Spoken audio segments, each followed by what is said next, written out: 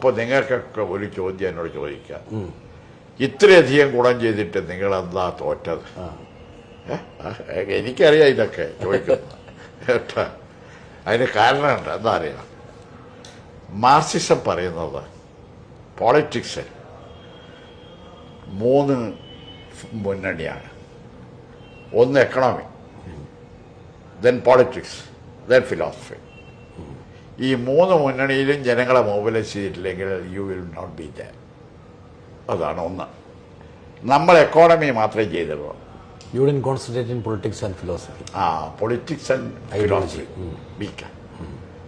അതാണ് 35 ലക്ഷം കൃഷിക്കാരന് ഭൂമി കൊടുത്തിട്ടോ ഞമക്കെതിരായിട്ട് വോട്ട് ചെയ്തത്.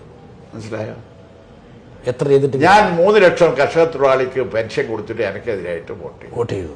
മനസ്സിലായി? അല്ല, എനിക്കതിൽ ദുഃഖം വേണ്ട. എന്തുകൊണ്ട് വന്നു? You reasonable, you discuss it and analyse it and way out. Correct. അതാണ് ദാറ്റ് ഈസ് എ പ്രോസസ്. അതാണ് ഞാൻ പറയുന്നത്. മാർക്സിസം അതിന് പറഞ്ഞിട്ടുണ്ട്. കാറൽ മാർക്സ് പാരീസ് കമ്മ്യൂണിൽ ഫ്രാൻസിലുണ്ടായിരുന്നു. കാറൽ മാർക്സ് ഫ്രാൻസിലെ സമരത്തെ 3 മാസം പഠിച്ചപ്പുറത്ത് അയാളാടുന്ന് ഓടി രക്ഷപ്പെട്ട് ലണ്ടൻ. അത് എക്കണോമിക്കല്ല, പൊളിറ്റിക്സ് അല്ല. പോളിറ്റിക്സ് വന്നത് നവംബർ 7 റഷ്യ.